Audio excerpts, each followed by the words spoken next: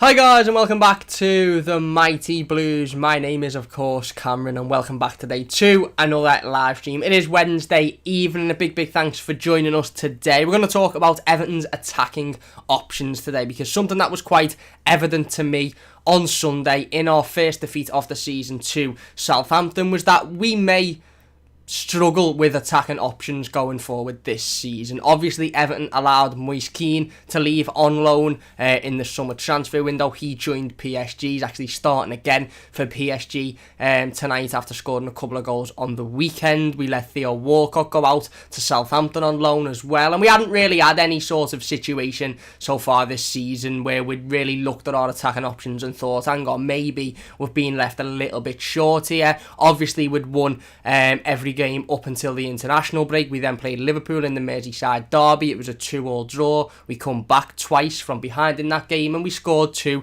very good goals. So I feel like the question was always sort of lingering as, hang on, what happens if Dominic Calvert-Lewin gets injured? What happens if Richarlison picks up a suspension? What happens if we have to take these players out? Who slots in to sort of cover them? But of course, we were all on cloud nine. We were all absolutely made up. Dom was scoring week in, week out, and still is on fantastic form. By the way, I'm not making this video. I haven't chosen this topic because Dom's gone a game without scoring, and now I'm sitting here saying, oh, he's not good enough, this, that, the other. No, Dominic Calvert-Lewin is our number 9. Will be, if anybody comes in, and will be, if nobody comes in. He is a fantastic footballer. He's on brilliant form. However, I think one thing we saw from that game against Southampton on Sunday was that we may have done with somebody coming off the bench and just allowing Dominic Calvert-Lewin a little 15-20 minutes at the end of the game to have a little bit of a rest, because one thing that's evidently clear now is with the lack of striking option, and by striking option I mean number 9 or out and out forward, it means that Dominic Calvert-Lewin is probably going to be playing every game for Everton Football Club until we bring in a striker. Of course, unless he picks up a suspension or an injury. We then also saw on Sunday the lack of Richarlison and how badly that affected the side. Of course, Richarlison picking up that red card in the Merseyside derby. He wasn't eligible to play on Sunday, and everybody's game was affected by that. Luca Digne's game was affected by that. Dominic Calvert-Lewin's game, James Rodriguez's game. And of course, if let's say Dominic Calvert-Lewin did pick up a knock or a suspension, it would be Richarlison who'd have to move into that central position, and that would again mean that we wouldn't have him over on the left, which is where he's done most of his work in an Everton shirt and all of his work this season, and he has been absolutely fantastic. So I wanted to sit down and talk about it. Like I said, I want to get that sort of out the way, is that I'm not sitting here now after we've been beaten once saying, oh my god, we're lacking it, we're this, we're that, we're not going to finish in here because we haven't bought this player in or this, that, the other. I'm just thought it'd be a nice topic of conversation to bring up and have a little bit of a discussion to do with, because okay, we had an off game on Sunday and we hope that we come out next Sunday against Newcastle, we absolutely blather them. Dominic Calvert-Lewin scores 2 or 3, Richarlison comes back in a couple of weeks time and carries on his firing form, and then we're all on cloud 9 again. Ultimately, Everton have started the season with 4 wins, 1 draw and 1 loss out of our opening 6 games. We've played the likes of Liverpool, we've played Tottenham away, and okay, the previous game against Southampton wasn't brilliant, but we've still won the large majority of our games this season. We're still sitting top of the league and we're still in fantastic form other than that defeat. But I do think it's a topic of conversation, and I think it's important to bring up, especially considering the players that come into the team on Sunday to replace the likes of Richarlison, to come in and replace the likes of Iwobi when he come off. They just didn't really blow anybody's skirt up, so it may be an area of concern for Everton this season, and it may be something that we sit here and look at and think, hang on, we probably should have addressed that. I also want to talk about the centre-back situation at Everton Football Club and who is our best centre-back partnership and who should be playing when everybody is fully fit. Obviously, we've saw Yerry Mina and Michael Keane for the majority of this season, and both have played well. Michael Keane's been the much better for me. He's been consistent, he's been brilliant in near enough every game he's played in, maybe barring the Southampton game. Yerry Mina's done well in specific games. He was brilliant against Brighton, but he's also struggled in other games as well. We know we've got Ben Godfrey, who have brought in £30 million, massive investment in this summer. Yes, he's a player for the future, but for that amount of money, I think the view is that he still is fighting for a first team place. We've got Mason Holgate, who's obviously on his road to recovery, coming back from the injury he picked up in pre-season. He was our best centre-back for me towards the back end of last season. He was absolutely fantastic. Jared Branthwaite, who come in and done well as well. So that's a topic of conversation for another live stream. We're going to sit down next week and talk about that, and hopefully it's a bit more of a positive one, because we'll have played Newcastle then and hopefully beating them. Got a couple of things to say before we go into today's topic though. Big thanks to everybody for getting involved in the live comments already. I can see everybody in there, really do appreciate it. If you're new to the channel, don't forget to subscribe. It does only take a second. I really do appreciate all of the support. Leave the video a like, leave the live stream a like as well. Get involved in the live comments, share it on social media. Let's try and get as many people in as possible. Like I said, a couple of things I want to say before we go into it. A little bit of news and just something personally. I want to say a big thanks to everybody for all of the happy birthday messages yesterday. I'm sure a lot of you know, certainly if you follow us on Twitter, it was my 22nd birthday yesterday, and I got absolutely flooded with messages from, you know, pretty much every Evertonian, and so big thanks to everybody for sending me a message and wishing me a happy birthday and wishing me day was enjoyable. It was. I had a really good day, so I really do appreciate everybody for those. Picked up Carlo Ancelotti's book as well. I didn't pick it up, I was gifted it as a present, so I cannot wait to get myself right involved in that. Read the first couple of pages just as I was flicking through it yesterday afternoon, and even from the first couple of pages it's absolutely blown me away. What a man Carlo Ancelotti is. So big thanks to everybody for the nice messages, and like I said, I can't wait to get involved with Carlo's book. Jess bought me a lovely few bits and bobs as well, lovely bits of Everton stuff, the training gear, the away top, as well as this amazing number, the Mighty Blues logo on the t-shirt with the different colours of the kits for this season. The middle one is the seafoam green. You can't really see it because of the camera, but it's boss. So big thanks to everybody for those messages. Really do appreciate it. Another couple of things. There was an article last night put out on the Mail Sport, I believe, regarding Jordan Pickford. It was late last night it was published, and it was basically stating that Jordan Pickford has had to hire personal security for himself and his family for their home. So Jordan Pickford has had to take all of this media witch hunt and all of this criticism to the next level and actually hire security. It comes to a point when a man is having to hire security because he is fearful of his own life due to a mistake he made at work. It is utterly sickening. I think this is a time now where we put Jordan's performances to the side. I just want to say as well, I thought Jordan performed well on Sunday. Don't think he put a foot wrong, made a couple of good saves, and for both goals he couldn't do anything either. But I think it's now time that we put Jordan's performances to a side and we all just get behind him, because ultimately, look, the criticism that he's had, the media witch hunt, this is all being fueled by the top media journalists and top media companies. This isn't just fans who got a Twitter account and hide behind a picture of a certain footballer and then a sprouting abuse. This is fueled by all of these media companies that are trying to put across the message that, you know, people should be banned for the same amount of time as somebody's injured, or the player shouldn't be able to play again until Virgil van Dijk's back, or whatever. It's utterly disgusting, the abuse that Jordan Pickford's received, and it has been fueled by the media, you know, coming out and running these stories that are just utter nonsense. So, look, I said last week I don't really want to sit here and talk too much about this. I don't want to sit here and continue to bring it up, because I think it's important that we draw a line under it. But when a player's having to, hire personal security for himself and his family for their home because of death threats that he's received and because of the media pushing this image that Jordan Pickford's a horrible man and a horrible footballer due to an accident that happened in a football game, is utterly disgusting and disgraceful. And I think every single media journalist, be it Sky, BT, BBC, Mail Sport, Time Sport, anybody that ran an article suggesting that Jordan Pickford purposely hurt Virgil van Dijk needs to hang their heads in shame, and for me, they shouldn't be in a job. They absolutely shouldn't be in a job in media journalism. Media journalism is about providing unbiased opinions on football and situations and bringing factual information to the table as well. I understand it has to be entertaining, but it's not about setting a witch hunt out against a specific player because your favourite player's picked up an injury. And oh no, what do we do now without Virgil van Dijk? Bollocks. Grow up and stop targeting a young man and his family as well. His family, his wife, his young baby, who have got nothing to do with football. Never mind Everton, never mind the Merseyside derby, nothing to do with football. Stop targeting that family due to a mistake was made. It's utterly disgusting, and it's disgraceful that a man fears for his own life in his family home because of a tackle made on a football pitch. It's absolutely dreadful.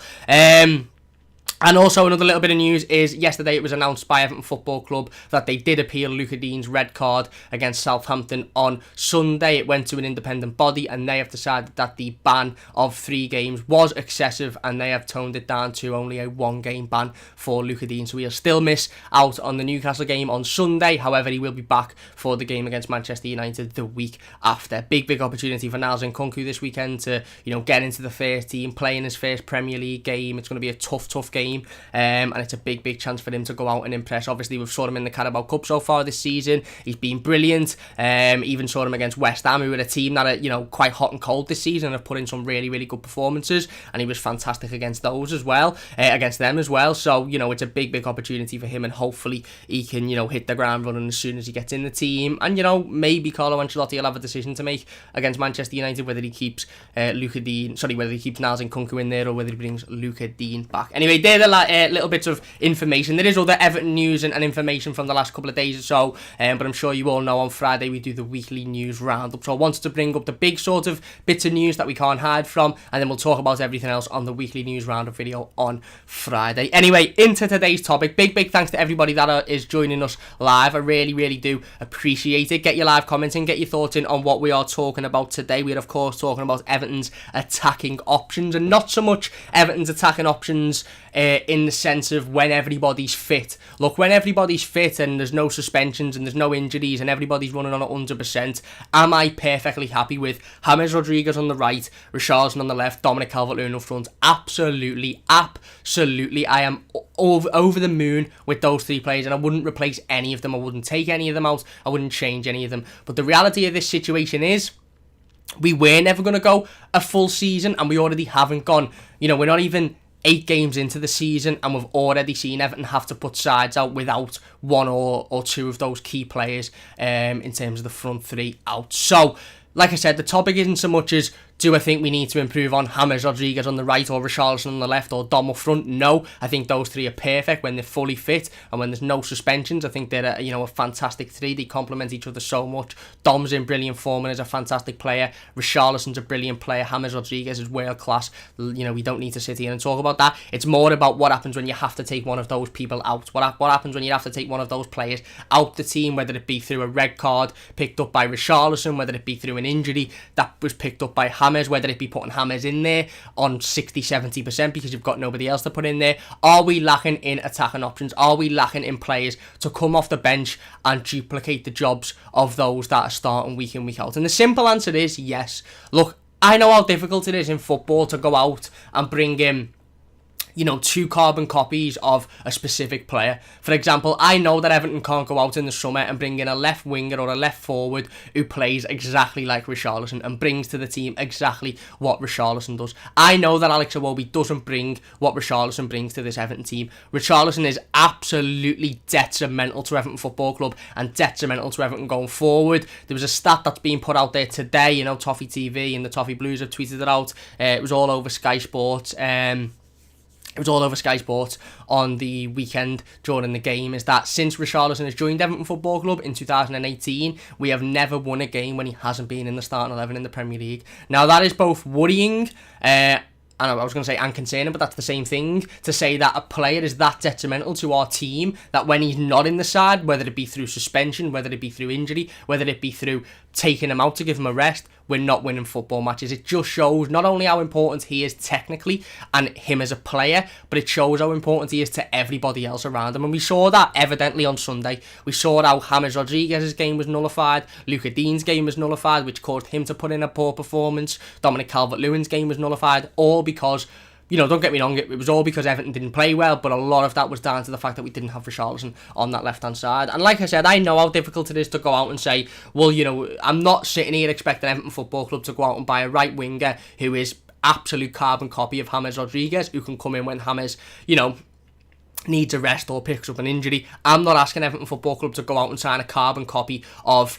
Richarlison to come in and do the same job, or Dominic Calvert-Lewin. But what I'm saying is we need to be able to put players into this team and change people around and change players around and still have the same outcomes. We need to be able to... I'm not saying that if, let's say, for example, Dominic Calvert-Lewin, Richarlison and James Rodriguez are all out injured in 1 week. Touch wood, that doesn't happen because we would be fucked. But let's say they are. I'm not saying that we have to bring players in that do the exact same jobs as those players, but I'm saying we have to bring players in that can do a similar job. Yes, it can be a little bit different, but it still will mean the same outcome, aka it'll still mean we go out and win. And ultimately, what we seen on Sunday was that when you bring in Iwobi to replace Richarlison, you don't get the same outcome. Not saying he's the same player, because he's not, but you don't get the same outcome. He's not quick enough, his feet aren't quick enough, he doesn't make his decisions quick enough, and you miss all of that Richarlison brings. Is Alex Iwobi a useful player to have in the team? Yes.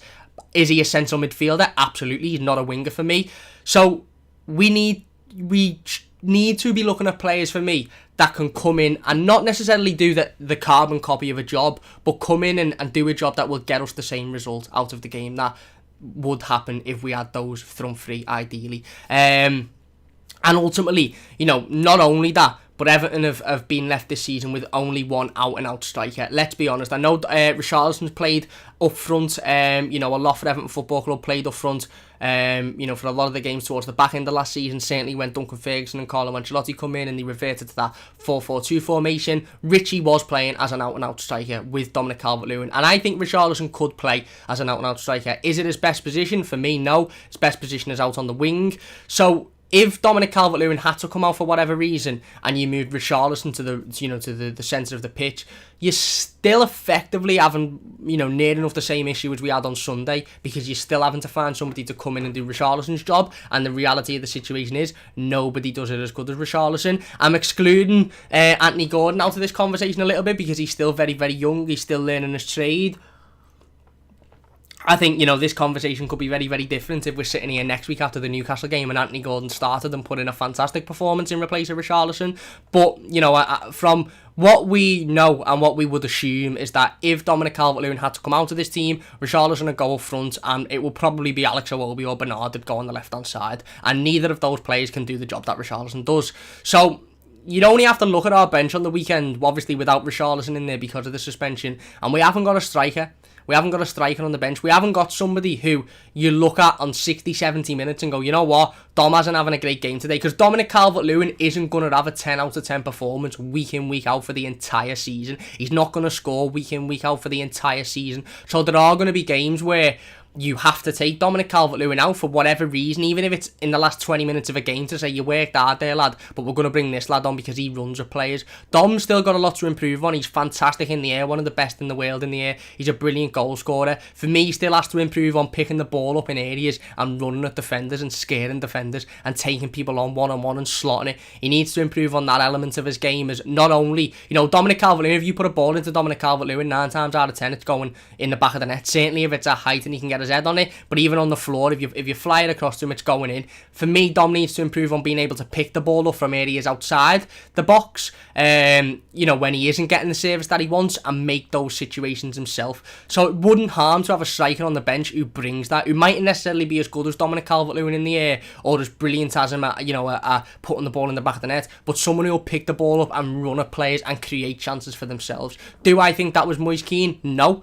Do I think we could have potentially brought a striker in either on loan or on a permanent to bring that, whilst Moise Keane was out on loan? Yeah, I do. Because now we're looking at a situation where, again, like I said, if Dominic Calvert-Lewin gets injured, then Richarlison slips in there and we're fine striker-wise, but we're then not fine on the wing. And I know a lot of people have talked about Ellis Sims, and I watched the under-23s game a couple of days ago. Everton played Manchester United, lost in the last couple of minutes. I'm actually going to do the Everton in Reserve episode number 3 for Toffee TV very soon. We'll be talking about that. And Ellis Sims scored in that game, and it was a decent goal. He had a chance on goal, it was saved, and he got on the rebound. But he also had a chance straight after that at 1-0. And look, Ellis Sims has been in fantastic form for the under-23s. He's scored in there enough every week. He's got a great scoring record, and he's been in brilliant form. But I thought this was just a situation where if it happened in the Premier League, you wouldn't be very, very happy with him. And again, I'm not going to go too much into it because it was one situation out of 9 times out of 10 he probably scores this, but it was we were 1-0 up,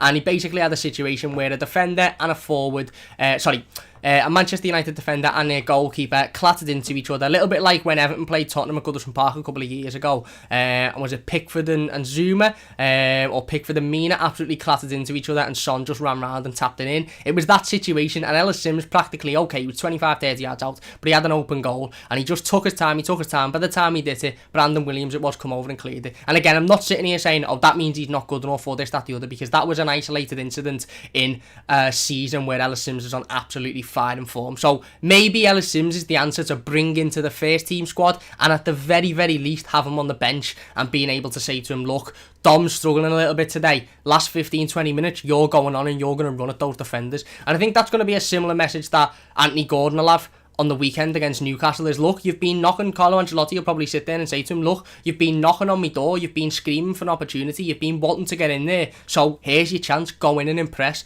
And that'll probably be a similar situation if Ellis Sims is on the bench. But what I'm saying is that incident there, if that happened in the Premier League, put it this way, and you were 1-0 up and you had the chance to go 2-0 up away from home and your striker had missed that, you'd be asking questions. So am I confident that Ellis Sims is the answer this season? No, because I've never seen him in the first team. We've never seen him in the Premier League. Do I think it's impossible that he could step in and do that job and step in and provide some well-needed cover? I don't think it's impossible, no, but he'd have to be given that opportunity. And there's clearly a reason as to why Carlo Ancelotti isn't putting him on the matchday bench when we've got no other striking option. And Carlo Ancelotti come out. Look, ultimately, Carlo Ancelotti come out on, I think it was just after transfer deadline day, or just after we'd sent Moise Kean out on loan to PSG.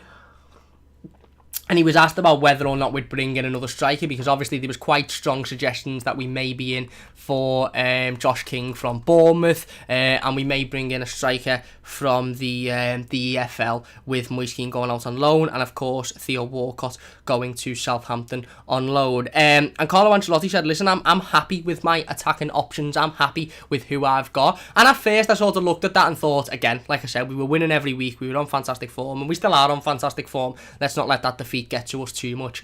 But at that time I thought, well, right, okay, you've got Dominic Calvert-Lewin, who's a striker. Could he play on the wings? Possibly, but not ideally. You've got Richarlison. Can he play up front? Yes, he can. Can he play on the wings? Yes, he can. Is it ideal for him to play up front?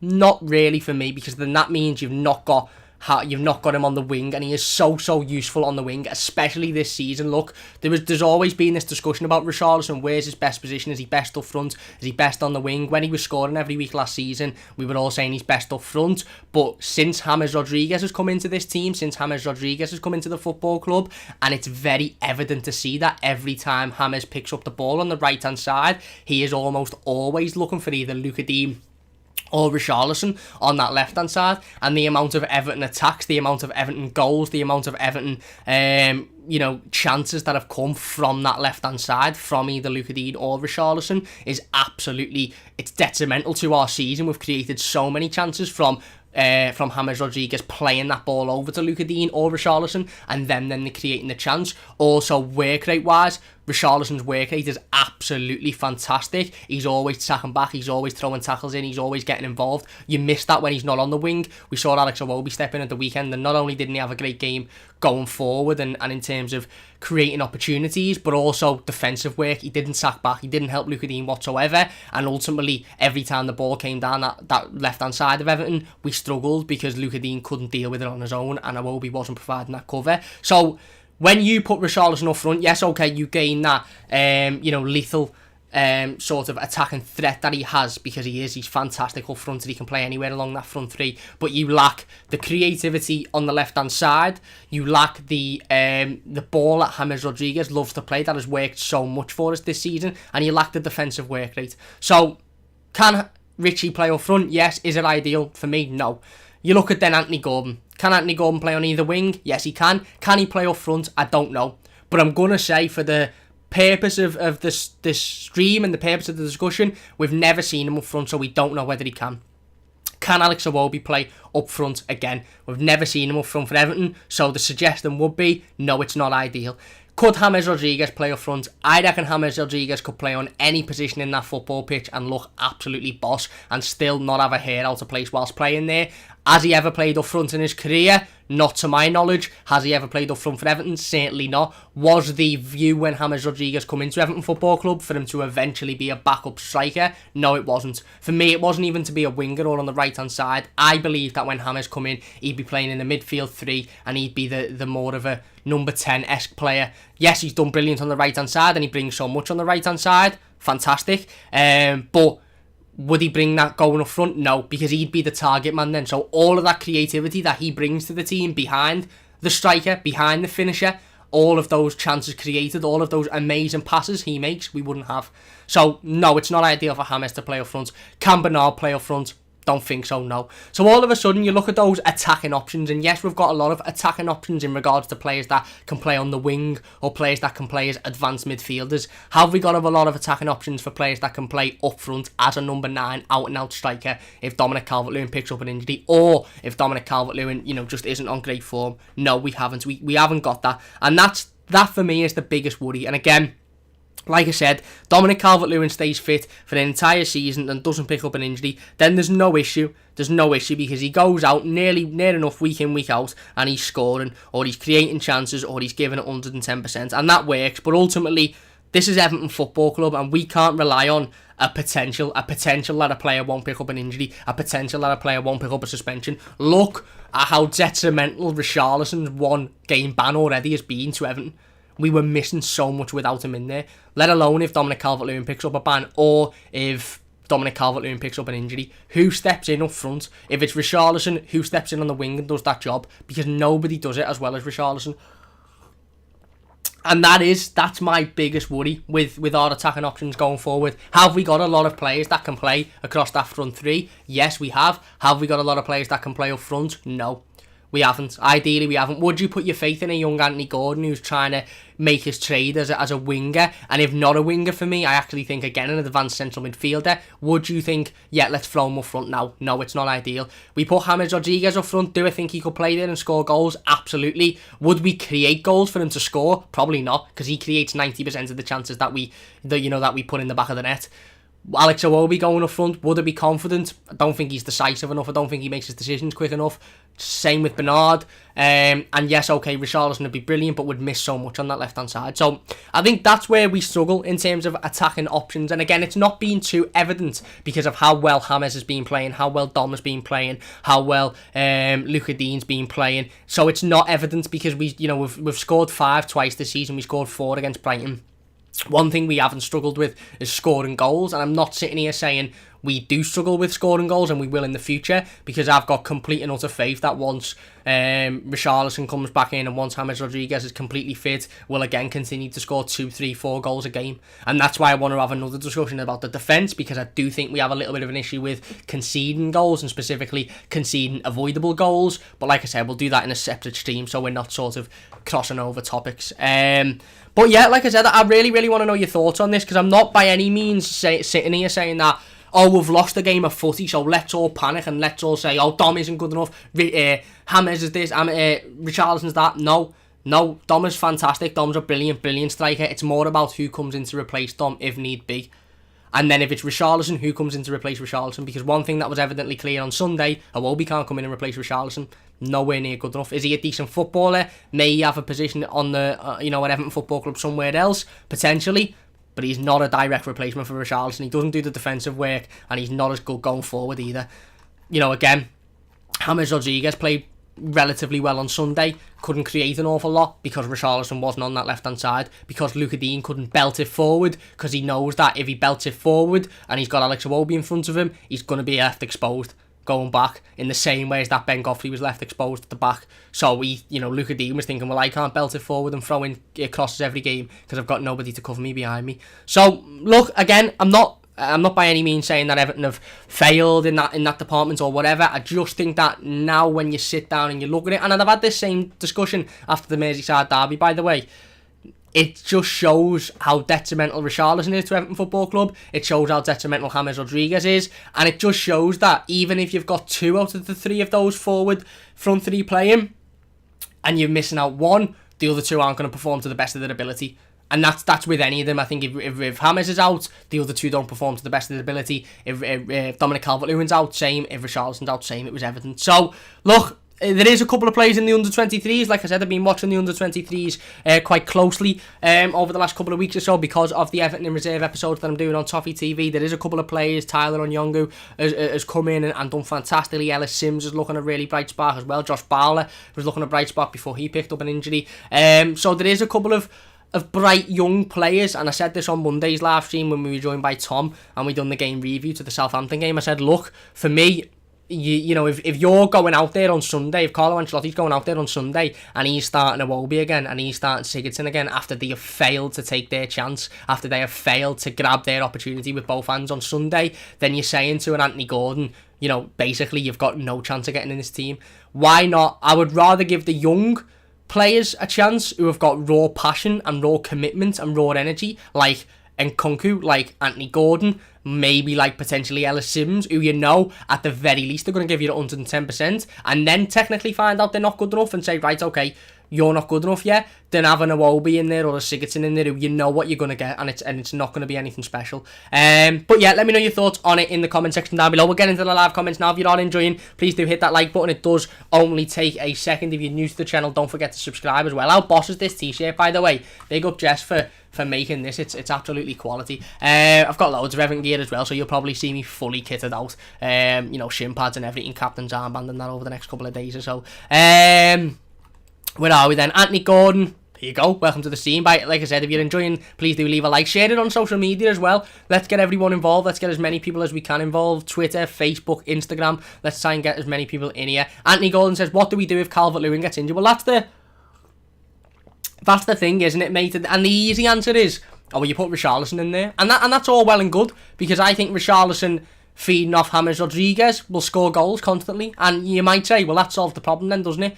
Well, it does solve that problem, but it makes another problem in that fact that we then don't have Richarlison on the wing, so we then don't have Richarlison cutting back and doing the defensive work. We then don't have Richarlison picking up the ball and creating those opportunities off the back of James' brilliant play. So, you know, again, it's a difficult one. Ewan says, Everton exciting outlined as Megaphone deal realises commercial vision. Yes, that's another bit of information today. May as well talk about it while it's being brought up. We will go over this all in detail in the weekly news roundup video on Friday. But Everton Women's have announced their multi-year partnership with Megaphone, Alisha Usmanov's Megaphone, and they will be sponsoring the front of the Everton Women's shirt. That is, of course, ahead of this weekend's Everton Women's FA Cup or Women's FA Cup final. It's really, really, really annoying and really, really grinds me gears that the Women's FA Cup final is on at the exact same time as Everton playing Newcastle. It literally kicks off at the same time, so it's going to be very difficult to watch both games and cover both games.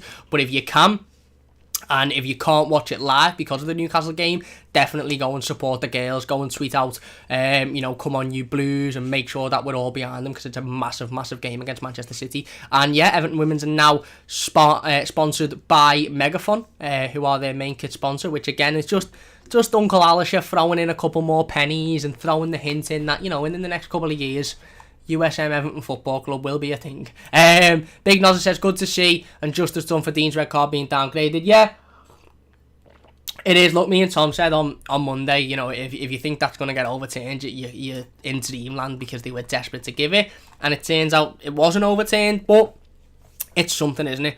It's something. Look, I'm really excited to see Niles Nkunku start against Newcastle. I think if he puts in a fantastic performance, it's brilliant for Everton Football Club. But I'm more confident now that Niles Nkunku plays against Newcastle and is in contention to start against Manchester United if he puts in a fantastic performance, rather than him having to start against Manchester United regardless of the situation. You know, it just means we're stronger going into that game, doesn't it? But I've got complete confidence in Nkunku, to be honest. I cannot wait to see him. Eugene says, Kabaman steps up rehab and Holgate returns to training. Yes, both Mason Holgate and John Philip Kabaman are continuing their rehabilitation to return from injury. Hernandez says, not sure how Bernard gets on before Gordon. Iwobi has shown time and time again he isn't good enough. He hasn't had one good performance since he has arrived. I agree on Bernard, mate. I think for me, we should be looking to sell Bernard. Look, he come in on a free. He's getting paid upwards of £100,000 a week. I think he's 30 odd years old now. He very clearly isn't in the vision of the manager, because he's only just played his first Premier League minutes this past weekend, and if you can get £6 or £7 million for him and take 150 grand a week's wage bill off the 150 grand's wage, off the wage bill, then I just don't think. Look, I like Bernard. I like him as a person. I think he's a sound bloke. I think he's done wonders coming out and talking about his mental health and stuff. I think it's really important that football players do that. So I love him as a fella. I think he's boss. I've not got a bad word to say about him. I just don't think there's an awful lot of end product there. And, again, he was given 45 minutes to turn that game around. And I'm not saying that we should expect one player to turn the game around, but he didn't bring anything that you think, okay, he is actively trying to change this for Everton Football Club. Anthony Gordon come on and you could see him getting forward. You could see him trying to create. It wasn't the same for Bernard. And again, I'm not saying that's completely on Bernard because I understand it was very difficult for him. But, football is a brutal business, isn't it? God says, I would say that we need a proven backup even in short loan in January for the number 9 so we can still play with Richarlison on the left. It just relieves stress, doesn't it? It relieves the worry, it relieves the tension around the attacking options. Look, will we be okay with Richarlison being a backup to Dominic Calvert-Lewin if need be, and then Iwobi being a backup to Richarlison, and Anthony Gordon being a backup to James? Yeah, probably. We probably will be sound. Will we win every game in the same vein as that we won against Brighton? Obviously not, because we saw against Southampton that we weren't anywhere near as good when key players are out the team. But will we be alright? Yeah, we will be alright. We're not going to get, nothing serious is going to happen with the options that we've got. But it would be nice, like you said, to have a backup striker, even an experienced player who comes in on a year contract or something and is just there if need be as an out-and-out striker replacement, which doesn't mean we have to take Richarlison out of his natural position for me. I'm really, really interested as well. I want to put that to the live comments, by the way. Big thanks to everybody for watching. If you are enjoying, please do hit that like button. Don't forget to subscribe as well. If you're watching as a YouTube video, leave your thoughts on everything we're talking about in the YouTube comments. I really, really would be interested in those. But I want to know, do you agree? Listen, for me, Richarlison's natural position is left wing, left midfield, left forward, whatever you want to call it, that left-hand side of a front three. What do you think Richarlison's natural position is? Because I still see some fans thinking that his natural position is a striker. So, let me know. And Andy says, Walcott's the only other option, only other right winger we had. As far as Keane, he scored 2 goals, but it's been bad for the vast majority of the matches he's played. Yeah, again. And that's why I haven't titled this live stream, and that's why I haven't put down on the notes, and that's why I'm not going to sit here and say we shouldn't have let Moise Keane go. I've got no issue letting Moise Keane go again. He wasn't doing it. His head didn't seem in the right place, and he wasn't coming on and he wasn't performing. So I've got no big issue with letting Moise Keane lead the football club, but I do think it would have helped us if we'd have brought in a replacement. I'm not saying we should have gone out and spent 30 million on Josh King, but like Gort says, and experienced, again, number 9 who's been there, done it, won it all, scored goals over his career, wouldn't have gone amiss for the season. Somebody like a Giroud, and I know Giroud would cost money, but somebody in that vein, we were linked with Dzeko again. I'm not the biggest fan of Dzeko, but somebody that could come in with that experience and that if you take Dominic Calvert-Lewin out, they could do a job.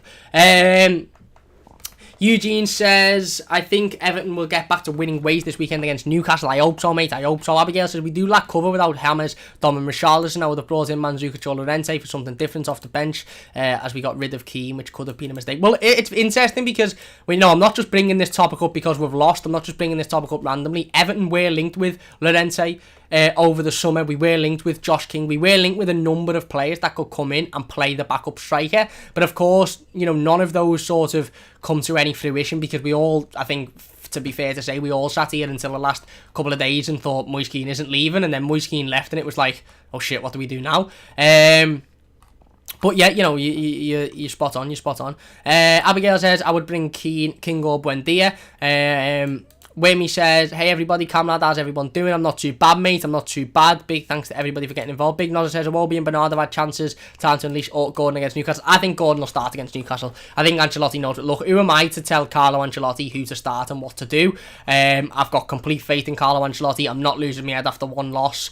So I do think Anthony Gordon will start, and I'm really looking forward to Sunday. I'm really, really looking forward to it. Edo Keenan, what's happening, mate? How you doing? He says, hope you enjoyed your day, lad. I just hit 500 subs. so we can celebrate together is right. Big up to Kieran. If you don't subscribe to Kieran, get over to his channel and drop him a subscribe. He is uploading a FIFA Everton career mode at the moment, which is absolutely boss. I'm addicted to it. So get over there and drop Kieran a subscribe. He's just hit 500 subs. Is right, mate. Big congratulations to you. He also uploads other videos as well, other gaming videos if you're into that sort of stuff. It's not just FIFA career mode. And I'm getting back on Kieran's channel within the next couple of weeks or so. We did record a video, but unfortunately technical issues, we couldn't upload it, but I'm getting on Kieran's channel in the next couple of weeks, so go and subscribe to Kieran in the comments if you are new. It would mean a great deal. And then that says, tell Jess to put those up for sale. There you go, Jess. I don't know if Jess is watching at the moment, but if she is, everyone likes the t-shirts. But, you know, listen, every time I have a new piece of Mighty Blues, I don't want to call it merch because it's basically us going on a little customisation site and having a bit of fun and getting it printed. But they are dead comfy. So if you'd be ever interested in any of them, listen, let me know. Jaden says, that's disgusting. What the fuck? I assume you're talking about the situation with Pickford. It really is. Women says, we needed the right winger, Lozano or Bailey, and we needed the right back to really push on. Squad depth was always going to be an issue for whatever reasons we didn't get them in, but Moyes going without a replacement feels a bit silly. You can't have one striker and no reliable winger cover and hope to really push for top four. Yeah, potentially. And look, listen, again, I don't know Carlo Ancelotti's sort of what his thoughts were when bringing James Rodriguez into the club. Carlo Ancelotti may have been sitting there thinking, no, James comes in as a right winger. He plays on the right hand side. He plays in the attacking three. And if that's the case, fine. We don't need a Bailey. We don't need a Lozano. We don't need anybody else because that's that was the reason behind bringing James in. I thought that James was coming in to play in the centre of midfield and in like the 10 role. But, you know, if he was to play there, then he'd have played there by now. So it's clear that what Carlo wanted to do with James, and I'm completely fine with that. But I agree, it's more for me, you know, with the title of the live stream is do Everton lack attacking options? It's more for me striking options, number 9s. Do Everton lack an out-and-out striker to replace Dominic Calvert-Lewin if need be? And I think the simple answer is yes. But like I said, it's an interactive live stream. Let me know everybody's thoughts on the live comments. We will get through at least the majority of the comments today. If you are enjoying, please do hit that like button. Don't forget to subscribe. 5 likes off 30. If you could hit that, it would mean a great deal to me. Abigail says, I'd love Bailey. He might be possible in January for a loan, potentially. James has thought we could have got King. Me too. Still can in January if it's still there. But again, you know, they might see it as Everton being maybe a little bit desperate and up the price. I do must say as well, I said us before, I said it's us going on customisation websites. It's not, it's Jess. It's basically Jess saying, do you like the look of this? And me going, that's unbelievable. And then, you know, her ordering it for me. So all the credit goes to Jess. Mimi says, I really hoped we would get Lozano, not now though. Big Nos said, should see Nkunku at left back Sunday. Really looking forward to see how he performs in the Prem. Hope Carlo doesn't prefer depth. Yeah, you know, again, we will see Nkunku at left back, won't we? Because there's no other options. Luca Digne is currently out injured. You're probably hearing some static on the mic. It's because it's just the side and Rise, so I've stopped it. But yeah, we will see Nkunku at left back, and hopefully he can put in the same performances as he did in the Carabao Cup. Whammy says, thinking was being an idiot about wages, but we let Moise Keane go late and clearly had no plan except to hope people stayed fit and uninjured, which for Everton would have been naive to say the least. Well, yeah, you know, again, there was obviously reasons as to why we didn't purchase Josh King, which is fine. But again, you know, we probably could have done with bringing in a replacement for at least somebody to come in the attacking options. Eugene says, Everton forward Gordon opens up on Ancelotti conversation. There you go. James says, Richarlison works so hard, always does. Cam, exactly. And don't get me wrong, you don't lose that if he goes and plays as an out-and-out striker. You don't lose that work rate, obviously, because he's still working his bollocks off up front. But you lose it on the wing, which means you lose the defensive cover for Luca Digne. You lose the defensive cover for Seamus Coleman if he's on the right hand side, which is the big worry, is that you would still get Richarlison running around and working his bollocks off for 90 minutes, but you wouldn't get him tracking back and being in our box defending, because obviously he'd be a striker. That wouldn't be his job, which is the big worry. Like I said, please do share the live stream if you are enjoying. Wayne says, if we got a right back and say Lozano, that game would have been totally different. Rodders would have gone to the 10, Lozano right, Iwobi left, and it would have been malted because of our attack. Would have just shifted to the right-hand side, potentially.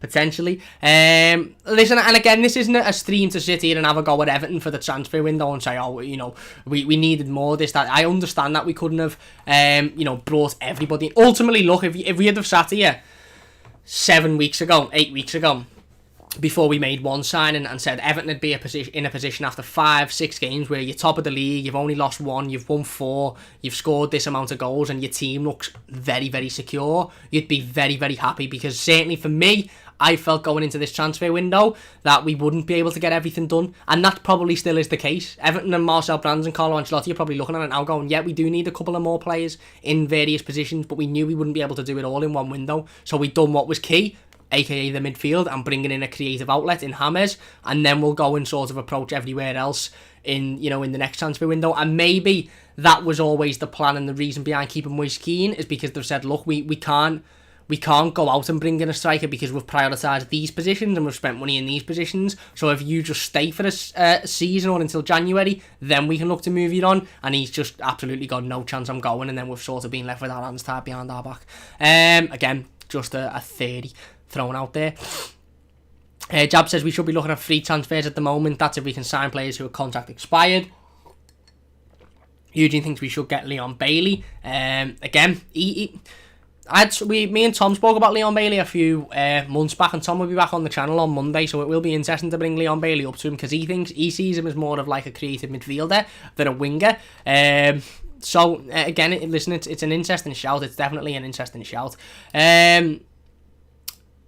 Danny says Ellis Sims. There you go. We just spoke about Ellis Sims. Jab says, why don't we tie Balassi in Sigurdsson's position? Balassi hasn't been put down in the Premier League squad, so he can't play. He hasn't been registered. That's the word I was looking for. He hasn't been registered, so he can't play. Big up to Yannick Balassi, by the way. Sent me a nice little happy birthday tweet today. Belated happy birthday tweet. So big up to Yannick Balassi. Really do appreciate that. I didn't have to do that. Lovely bloke. But yeah, he's not in the Premier League squad, so that is unfortunately not an option. Abigail says free agent can be brought in at any time in the season. Jab says that's what we need. James says maybe for a lone striker in January or go in for King. He can play right, left, up top. Josh King was the one for me we should have gone in for in case this situation happened. Again, like I said, this isn't a discussion if James, Richarlison and Dominic Calvert-Lewin are all fit and firing, because they are our front three and we're more than happy with them, but that's not always going to be the case, is it? Big Nod says, love to see James playing more of a central role. Just imagine how much he could give to a striker in that position. Centre-back would be terrified of him. Certainly would, but again, imagine how much we'd lose behind the scenes of that, and would James get half the opportunities being a striker because he wouldn't be able to assist himself, although to be honest, he is that good, it would not surprise me if he did start assisting himself. Raymond says it doesn't matter, and expect a player, even Dom, to play every game for 90 minutes and not get hurt or burnt out. Exactly, it's very difficult to expect that. Keaton says he hasn't been registered. Abigail says James isn't quick enough to be a centre forward in the Premier League. I'm just saying in terms of Carlo Ancelotti saying these are all attacking options, so then you have to look at those attacking options being able to play, you know, up front as well. Big Nod says get Ellis Sims on the bench on Sunday potentially. Gany says Decore in attack, Beningame as a midfielder. Abdoulaye Decore up front, imagine that. Be sick, that, wouldn't it? Sigurdsson's another one who counts in that attacking options, but can you see Sigurdsson playing up front? It will be a mad one, I'll tell you that. It'll be an absolute mad one. James says he works hard, what I'm saying, good backup. He would be made Josh King, yeah, potentially. Wayne says always said Richie is a left winger all day. Graham says I can't see why kids can't go in the side when injured or banned. If they can handle it. If they can't handle it, then they never will. It's just about having the faith, the manager and the backroom staff having the faith in those young players. Aero says the youth would develop more in the 13 than the under-23s. Andy says, hi Cam, don't get me wrong, I'm glad Luca Dean's red card has been dropped to 1 match ban, but maybe if he'd have cried on the pitch it would have been rescinded like Son's last year. The same thing, Son. Well, the difference with Son's last year, and let's get this absolutely right here, the difference with Son's last year is when Son was sent off, every single media source on the planet cried their fucking eyes out to get that red card rescinded. It wasn't his fault. He's a lovely guy. He's crying every night. He can't sleep. He's worried. He's dropped his cereal. He can't even drink. He's at home. He's devastated. All of that bollocks from the media. And then Tottenham appealing it obviously made the independent body go, you know what, we'll just wipe this off. Could Everton have done more for Luca Digne? I don't know. Look, how much more can Carlo Ancelotti do than come out and say it's bollocks, it's not fair, and we're going to appeal it because it's a disgrace and it's only being given because of the media? But with the media doing any of what they've done with Son, with Luca Digne, no. In fact, they were saying Luca Digne gets, calming on Luca Digne for the joke with the Richarlison situation, calming on Luca Digne for the derby, this, that, the other. They were feeling it again. So the fact that it's been rescinded, the fact that it's been taken down to a 1-game ban for me is surprising. I didn't even think we'd get that, so we have to take that. Wim says, "It the like guys." James says, "Be a false nine if DCL gets injured, but won't be good enough. But won't be enough for a long season." Sure, he has a plan. He definitely has a plan, mate. Marcel Brands and Carlo Ancelotti have a plan. I have got full faith in both of them. The plan might just be that we can't bring somebody until January to do that, and that's acceptable. That's acceptable because, again, we focused on key positions in the summer, aka midfield and a creative outlet, and we brought them in. TS Wrestling says, "Happy birthday, Cam. Great job on your channel, G." Thank you very much, mate. Really do appreciate that one. James says, "Should be the first thing you do at the like, guys. Happy birthday, Cam." Cheers, James. Really do appreciate that. If you could hit the like, it would mean a great deal to me. Don't forget to subscribe as well if you are new. Kev says, "We still need a lot of players in and a lot of work during this rebuild." Yes, we do. Wimmy says, "I think Gordon is better than Iwobi. There's no excuses for Iwobi. I know he isn't a winger, but Hammers isn't really a winger typically. At least he has the quality, makes him optimise the role. Iwobi is just lost." Listen, can't disagree with that. Jane says we should bring in Isco. They want far too much money. Sorry, Jaden says that. James says Isco, please. Abigail says maybe the reason Benny and Broad aren't good enough and that clear if multiple managers haven't not played them. Potentially. Whammy says Sigurdsson clearly can be only a bench option. Has one good effort and ghosts off for the game. He defends nothing because he's always in no man's land. Yeah, listen, he had that one shot, didn't he? And then you didn't really see him, like you said. And Andy says, "No matter how fit a player is, you need quality cover behind them to push them insane, but also to help in a long season with our ambitions for Europe and domestic cup aspirations. We need depth." You're spot on. Big Nos says, "Is this going to take Carlo 3 transfer windows to get what he needs? But we need to get rid of the deadwood. We have to be patient. It will come. Great show as usual. Stay safe, Cam." Thank you very much, mate. Yeah, listen, it will. I don't think any Evertonian, listen, when we were sitting here in the summer before we signed Alan, let's say we were sitting here on one of the live streams after Pierre-Emile Højbjerg had spat his dummy and said he doesn't want to come to Everton, I don't think anybody would have said we'll get all our business done in one summer here. We all are under the impression, and still under the impression, that it will take 2 or 3 transfer windows at least for Everton to be where they want to be, and when we're there, we will be there, and I have got full confidence that Everton will be a team playing Champions League football under Carlo Ancelotti in the next couple of years. The fact that the discussion is even taking place this season shows how well we've done, and we're still top of the league, so, happy days, we're still top of the league, can't really complain, can you? Jaden says, "Is Andre Gomez fit yet?" I think he was fit on Sunday. He was just taken out because he was poor against Liverpool, to be honest. James says, "What about a Chris Wood as backup? He's big, but he can play, potentially." Johnny says Tossin, that's another one. Where's Tossin? Graham says Ellis Sims should play if Richie or DCL can't play. Robbie says, "Where are we finishing this year?" For me, top 6 has got to be the target. But, I'm acting like we're being beaten every week. We've been beaten once and we've won, every other game except the derby, in which we show great spirit, and we're still top of the league. So, there you go, enjoy it. Andrew says, "Love your commentary, mate." Cheers, mate. Thank you very much. Says, what do you think was the reason behind Everton's poor performance last game? The team seemed very low. It has a little bit of concern. One thing, mate, the lack of Richarlison. The lack of Richarlison in there, and the lack of what Richarlison brings to the team. As James says, we massively missed him. We certainly did. And Konku want to see him again for sure. He'll play on the weekend, I'm sure of that. Hernandez says we need Richarlison and DCL scoring though. Richie's ability to set teams make life easier for DCL. If one's out, it makes our play completely different and would have a good sub on. Fair enough. James says we have no pace when Richie is out. Certainly don't. Where he says Dom don't really want Richie back up to Dom because it means Iwobi goes left wing and he's just a bit shit. Well, again, it means whoever goes left wing, whoever it may be, regardless of how well they play, it means we miss what Richarlison brings on the wing, which is detrimental. Gord says Richarlison's a left winger. Nigel says Richarlison's best position is left wing. I agree. Dylan says, what are your thoughts about Usman's investment into Everton women? And what are these widely overvalued sponsorship deals might come back to Ayers women in the Champions League? I think Usmanov is involved in Everton Football Club and has been for a long while. Well, I know that because he sponsors USM Finch Farm as well. But I think it's great. Look, it's more money, it's more exposure for the women's team, and financial wise, they'll know what they're doing, won't they? They'll know what they're doing. He can play anywhere in the side. You're right, James. You're right. Wimmy says not Llorente, though Balassi up front. Kev says I was hoping with a big signing up front this summer. I'm sure positions will be addressed. I don't think we necessarily need a big signing. Dominic Calvert-Lewin is our big signing. He is the number one striker. We just need a little signing to back him up. Not literally a little signing, but you know what I mean. Kane says thanks, no worries at all, mate. Wimmy says merch. Kevin says proper merch. Again, we don't know about tossing, of course. Jem says hi all. Hi Jem. Lavit says for the time being, I can see Hammers playing up front or in a free role. I think he could play there, but I just think we then lack an awful lot. If you're not enjoying, by the way, please do hit the like button. We'll do a couple more before we finish up. James says we do, yes. Sigurdsson and Iwobi are the same as always, not good enough for the upper tier of the league, so we won't get anywhere using them. Again, he says Hammers to toss and assist. Lavid says he'll be right back. If Kenny isn't back, or Seamus, it will probably be Godfrey again. Godfrey may also suit the Newcastle game, but again, we'll have to wait and see.